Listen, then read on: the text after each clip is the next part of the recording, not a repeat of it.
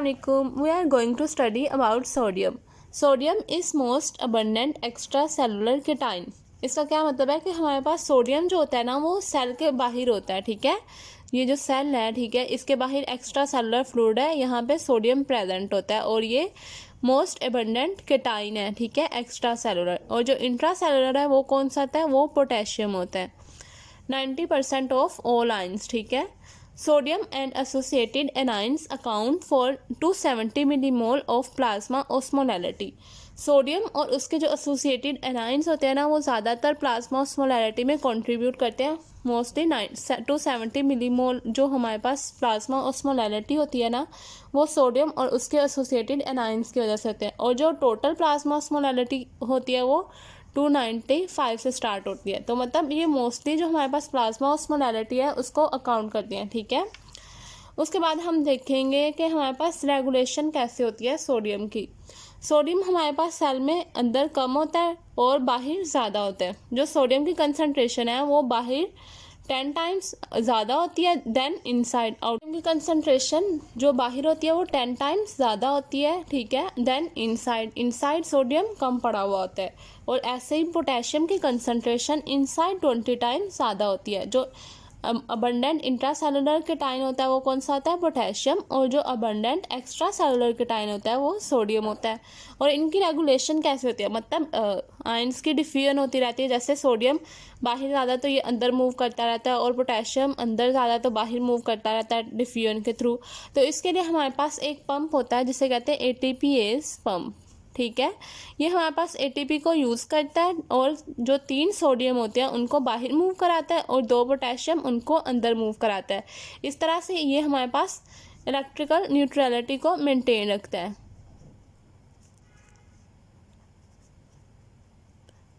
और हमारे पास दोनों आयंस की कंसंट्रेशन क्या होती है, मेंटेन रहती है सेल के अंदर और बाहर। Regulation intake of water in response to thirst.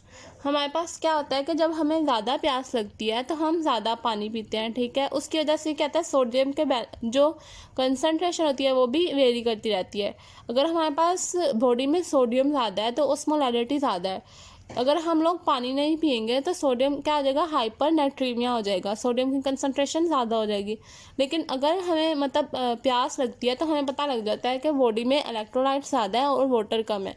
इसकी वजह से क्या होगा, हम लोग वाटर इनटेक करेंगे जिसकी वजह से हमारे अंदर जो हाइपर नाइट्रीमिया के चांसेस कम हो जाएंगे, ठीक है, और इलेक्ट्रोलाइट्स मेंटेन रहेंगे। Excretion of water. Excretion of water किसके रिस्पॉन्स में होती है, ADH के रिस्पॉन्स में, जो हमारे पास रिलीज होता है पोस्टीरियर पिट्यूटरी से। जब हमारी बॉडी में वाटर की रीअब्जॉर्प्शन या वाटर की कंसंट्रेशन कम हो जाती है तो किडनीज के ऑस्मो रिसेप्टर्स डिटेक्ट करते हैं कि इसमें क्या हो रहा है, बॉडी में वाटर कम है, ब्लड का वॉल्यूम कम है या ब्लड प्रेशर कम है। तो वो क्या करते हैं, वो हमारे पास हाइपोथैलेमस को सिग्नल देते हैं। हाइपोथैलेमस प्रोड्यूस करता है ADH को और जाके स्टोर करवा देता है पोस्टीरियर पिट्यूटरी में। तो उसके नतीजे में क्या होता है कि जो पोस्टीरियर पिट्यूटरी से ADH रिलीज होता है वो किडनी की डिस्टल ट्यूब्यूल्स पे जाके एक्ट करता है। डिस्टल ट्यूब्यूल्स पे जब ये एक्ट करेगा तो फिर क्या होगा, फिर हमारे पास ये डिस्टल ट्यूब्यूल्स परमिएबल हो जाएंगी वाटर के लिए और वाटर की क्या कराएंगी, रीअब्जॉर्प्शन कराएंगी। रीअब्जॉर्प्शन को इंक्रीज करा देंगी जिसकी वजह से बॉडी में वाटर का कंटेंट मेंटेन रहेगा और इलेक्ट्रोलाइट्स भी बैलेंस्ड रहेंगे। Blood volume status. Blood volume status का हमें कैसे पता लगता है, हमारे पास ऑस्मोलैरिटी इससे भी रिलेटेड है। इसमें हमारे पास क्या होता है कि जब हमारे पास ब्लड का वॉल्यूम कम होता है ना तो रेनिन एंजियोटेंसिन एल्डोस्टेरोन सिस्टम क्या होता है, वो एक्टिवेट हो जाता है, ठीक है। Renin angiotensin aldosterone system activate हो जाता है जिससे हम रास भी कहते हैं। ये हमने पिछली वीडियोस में डिटेल में पढ़ा था, तो आपने पिछली वीडियो में जाके देख लेना है कि इसमें क्या होता है। जब हमारे पास बॉडी में ब्लड का वॉल्यूम कम हो गया, ठीक है, तो हमारे पास किडनी के सेल से रेनिन प्रोड्यूस होना शुरू हो जाएगी। रेनिन क्या करेगी, रेनिन जाके लीवर में एक एंजियोटेंसिनोजिन प्रोड्यूस होता है, उसको कन्वर्ट कर देगी एंजियोटेंसिन 1 में। उसके बाद लंग्स से एक एंजाइम आएगा एंजियोटेंसिन कन्वर्टिंग एंजाइम, वो एंजियोटेंसिन तो 1 को 2 में कन्वर्ट कर देगा, और जो 2 वाला होगा वो हमारे पास जाके ट्यूब्यूल्स पे एक्ट करेगा और हमारे पास वेजो कॉन्स्ट्रिक्शन करा देगा, जिसकी वजह से हमारे पास एल्डोस्टेरोन की कंसंट्रेशन भी ज़्यादा होगी और सोडियम की रिटेंशन होगी, सोडियम के साथ साथ वाटर की भी रिटेंशन होगी, तो जो ब्लड वॉल्यूम होगा वो वापस से मेंटेन हो जाएगा। हमारे पास किडनी की पीसीटी प्रोक्सिमल ट्यूब्यूल्स में 60 to 75% सोडियम जो होता है ना फिल्टर हो जाता है। सोडियम के फिल्टर होने की वजह से क्या होता है, हमारे पास ग्लोमेरुलर फिल्ट्रेट के बहुत ज़्यादा लीटर्स पानी बच जाता है और वापस रीअब्जॉर्ब हो जाता है। अगर सोडियम रिटेन नहीं होगा तो उसके साथ साथ वाटर का लॉस भी ज़्यादा हो जाएगा। यहाँ पे हमारे पास सोडियम पीसीटी से किडनी की ट्यूब्यूल्स से वेजल्स में जाएगा, ठीक है, पीसीटी से किडनी ट्यूब्यूल्स या वेजल्स की तरफ जाएगा, और हमारे पास उसके रिस्पॉन्स में क्या होगा, इलेक्ट्रिकल न्यूट्रलिटी को मेंटेन रखने के लिए एक सोडियम जाएगा तो हाइड्रोजन आयन को वापस पीसीटी में आना पड़ेगा, या फिर सोडियम के साथ एक नेगेटिव चार्ज जाएगा जैसे कि क्लोराइड आयन जाएगा, ठीक है। उसके बाद हम देखते हैं कि डीसीटी में क्या होता है और कलेक्टिंग ट्यूब्यूल्स में क्या होता है। एल्डोस्टेरोन के रिस्पॉन्स में जब हमारे पास एल्डोस्टेरोन आता है तो वो एक्ट करता है जाकर डीसीटी पे या कलेक्टिंग ट्यूब्यूल्स पे, और उससे क्या होता है, हमारे पास सोडियम जब रीअब्जॉर्ब होता है बॉडी के अंदर डीसीटी से, तो हमारे पास पोटेशियम उसके रिस्पॉन्स में एक्सक्रीट हो जाता है, जिसकी वजह से इलेक्ट्रिकल न्यूट्रलिटी मेंटेन रहती है, मतलब आयंस का जो बैलेंस है वो मेंटेन रहता है। Now we are going to study clinical applications of sodium hyponatremia. Hyponatremia means sodium concentration in plasma or serum below 135 millimole per liter. मतलब सीरम या प्लाज्मा में जो सोडियम की नॉर्मल कंसंट्रेशन होती है वो 135 मिलीमोल से स्टार्ट हो रही होती है। अगर इससे कम हो जाएगी तो इसकी वजह से क्या हो जाएगा, हाइपोनेट्रीमिया, सोडियम कंसंट्रेशन कम हो जाएगी। और ये किस में कॉमन है, मोस्टली ये हमारे पास हॉस्पिटलाइज्ड पेशेंट्स में कॉमन है। जो हाइपोनेट्रीमिया होता है वो हॉस्पिटलाइज्ड पेशेंट्स में ज़्यादा कॉमन नहीं होती। अब हम देखते हैं इसके कॉजेस क्या है। इंक्रीज्ड सोडियम लॉस, मतलब सोडियम अगर बॉडी में कम है तो वो क्यों कम है, सोडियम का लॉस ज़्यादा हो रहा है। जैसे कि हमारे पास हाइपोएड्रिनालिज्म, हाइपोएड्रिनालिज्म के केस में हमारे पास एड्रीनल ग्लैंड से एल्डोस्टेरोन प्रोड्यूस नहीं होगा। जब एल्डोस्टेरोन प्रोड्यूस नहीं होगा तो उसकी वजह से सोडियम की रिटेंशन किडनी ट्यूब्यूल से नहीं हो पाएगी। इसे कहते हैं हमारे पास सोडियम का लॉस होना शुरू हो जाएगा, ठीक है, किडनी ट्यूब्यूल से। इसमें हमारे पास एल्डोस्टेरोन नहीं प्रोड्यूस होगा, एल्डोस्टेरोन प्रोड्यूस नहीं होगा तो सोडियम का लॉस होना शुरू हो जाएगा, बॉडी में सोडियम कम होएगा और यूरिन में सोडियम ज़्यादा होएगा, सोडियम कंसंट्रेशन ज़्यादा हो जाएगी। इस तरह से हमारे पास पोटेशियम डेफिशिएंसी जब होती है ना, उसके केस में भी हमारे पास सोडियम का लॉस ज़्यादा हो जाता है। कैसे? क्योंकि सोडियम और पोटेशियम एक दूसरे के ऑपोजिट मूव करते हैं, हमने पीछे डायग्राम में भी देखा था। तो अगर पोटेशियम डेफिशिएंसी हुई है तो बॉडी ने पोटेशियम को रिटेन करना है, इसके लिए बॉडी सोडियम को एक्सक्रीट करा देगी यूरिन में, और इसके एक्सपेंस पे वो पोटेशियम को बॉडी में इंक्रीज़ करा देगी। तो इसकी वजह से भी हमारे पास सोडियम कम होना शुरू हो जाएगा। डायूरेटिक यूज़, डायूरेटिक्स जो हम लोग यूज़ करते हैं ना, उसकी वजह से क्या होता है, उसकी वजह से बहुत से मिनरल्स जो होते हैं ना हमारे पास बॉडी में वो वेस्ट होना शुरू हो जाते हैं, ठीक है। मिनरल्स का वेस्ट जो ज़्यादा हो जाता है जिसकी वजह से भी हाइपोनेट्रीमिया हो जाता है। कीटोनूरिया, कीटोनूरिया में क्या होता है, कीटोन्स का लॉस होता है, लेकिन कीटोन्स जब बॉडी से रिलीज़ होते हैं तो वो साथ में सोडियम को भी लेके रिलीज़ होते हैं, तो इसका मतलब कीटोन्स के साथ सोडियम भी रिलीज़ हो रहा है बॉडी से, तो इसके केस में भी हाइपोनेट्रीमिया हो जाएगा। और दूसरी हमारे पास कंडीशन है साल्ट लूजिंग नेफ्रोपैथी। ये हमारे पास किडनी की डिजीज़ होती है जिसमें किडनी में इलेक्ट्रोलाइट्स का जो बैलेंस होता है वो ख़राब हो जाता है और हमारे पास इलेक्ट्रोलाइट्स लॉस शुरू हो जाता है, ठीक है। इसमें हमारे पास हाइपोनेट्रीमिया हो जाता है, हाइपोक्लोरीनीमिया हो जाता है, और लैसीट्यूड, थर्स्ट लगती है, पॉलीडिप्सिया हो जाता है और सर्कुलेशन कोलैप्स हो जाता है।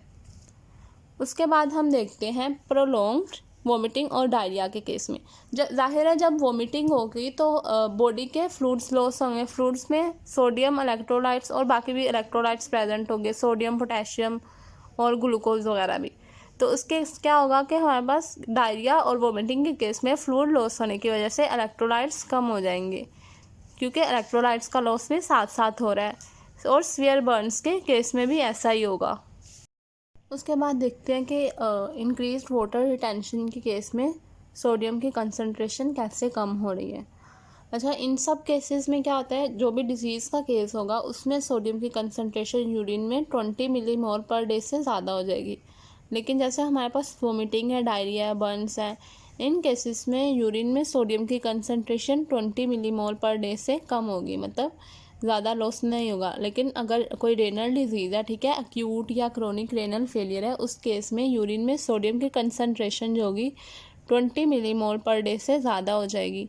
इस तरह हमारे पास नेफ्रोटिक सिंड्रोम होता है। नेफ्रोटिक सिंड्रोम में किडनीज़ के जो नेफ्रॉन्स होते हैं वो सही से वर्क नहीं कर रहे होते, जिसकी वजह से क्या होता है, बॉडी से इलेक्ट्रोलाइट्स का भी वेस्ट होता है, ठीक है, इलेक्ट्रोलाइट्स वेस्ट ज़्यादा हो जाता है इलेक्ट्रोलाइट्स का। इसी तरह प्रोटीनूरिया हो जाता है, प्रोटीन ज़्यादा ब्लड से यूरिन में जाना शुरू हो जाती है। और हाइपो एल्ब्यूमिनीमिया हो जाता है, एल्ब्यूमिन की कंसंट्रेशन ब्लड में कम हो जाती है। इस तरह हमारे पास एक दूसरा केस है जिसमें हमारे पास क्या होता है, हमारे पास हिपैटिक सिरोसिस है। हिपैटिक सिरोसिस में लीवर का कैंसर हो जाता है और इस केस में लीवर से प्लाज्मा प्रोटीन की प्रोडक्शन कम हो जाती है। जब हमारे पास प्लाज्मा प्रोटीन की कंसंट्रेशन कम हो जाएगी तो उसकी वजह से प्लाज्मा प्रोटीन कम हो गई, उसकी वजह से कोलाइडल ऑस्मोटिक प्रेशर कम हो जाएगा। कोलाइडल ऑस्मोटिक प्रेशर ऐसा प्रेशर होता है जो वाटर को नर्व्स जो वेसल्स होती हैं उनके अंदर मेंटेन रखता है, उनको होल्ड करके रखता है।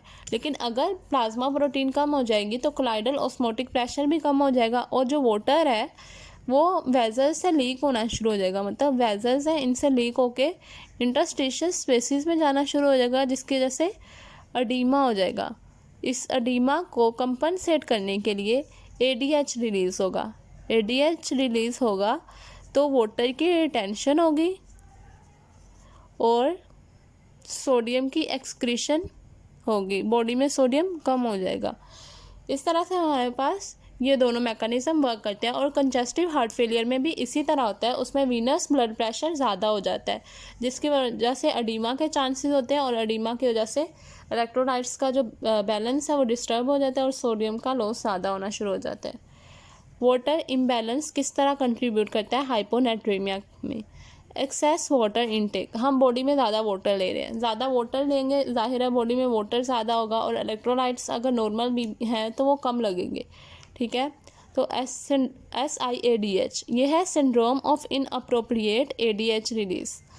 इस केस में क्या होता है, जैसे हमारे पास निमोनिया हो गया या हीमोसिस्टिस कैरिनाई का इन्फेक्शन हो गया, कोई सेंट्रल नर्वस सिस्टम का डिसऑर्डर होगा या कोई भी हमारे पास मैलिग्नेंसी होगी, तो उस केस में जो ADH उसकी कंसंट्रेशन क्या होगी, एबनॉर्मली हाई होना शुरू हो जाएगी। इन डिजीज़ के केसेस में ADH एबनॉर्मली रिलीज़ होगा।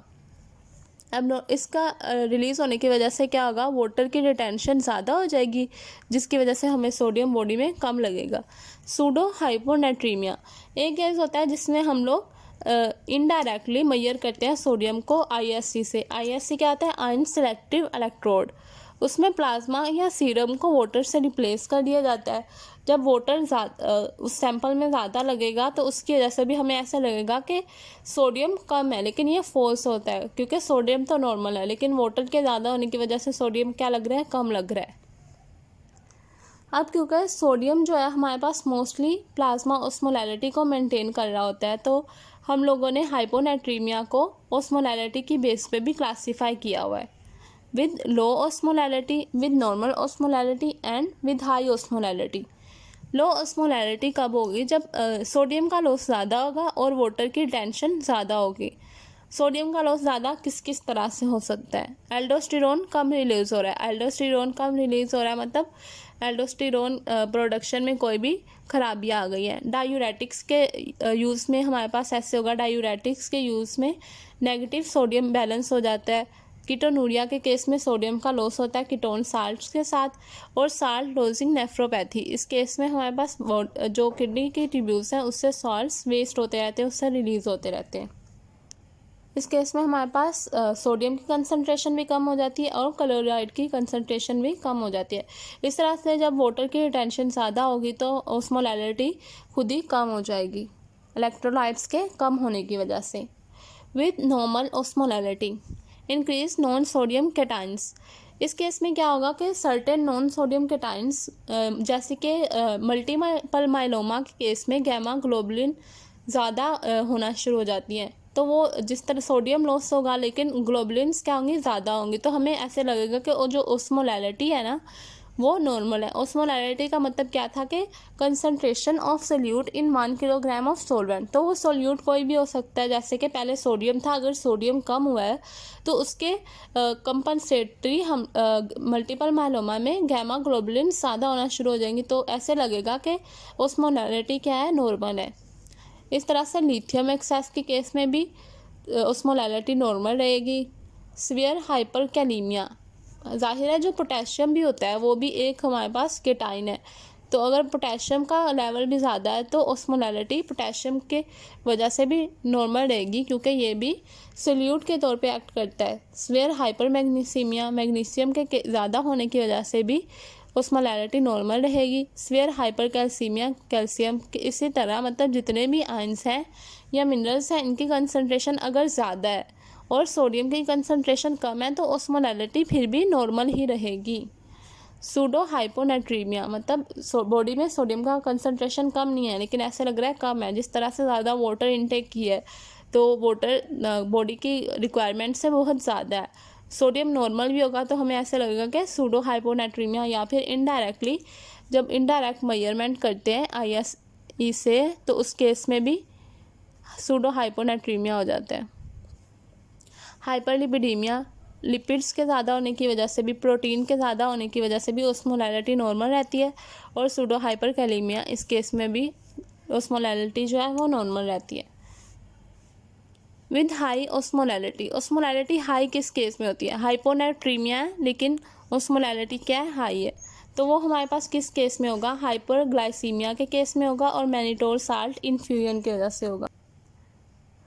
बॉडी में ग्लूकोज की कंसंट्रेशन क्या होगी, ज़्यादा हो जाएगी। जब ग्लूकोज जो होगी वो भी सोल्यूट के तौर पे एक्ट करेगी, जब सोल्यूट के तौर पे एक्ट करेगी तो ग्लूकोज एक्सेसिवली हाई है, तो इस तरह ऐसे लगेगा कि जो ऑस्मोलैरिटी है वो क्या है, ज़्यादा है, हालांकि सोडियम की कंसंट्रेशन क्या है, कम है। ठीक है, इस तरह से आपने इसका देखना है कि ये एक हमारे पास कंटेनर है, इसमें हमारे पास सॉल्वेंट के मॉलिक्यूल्स पड़े हुए हैं।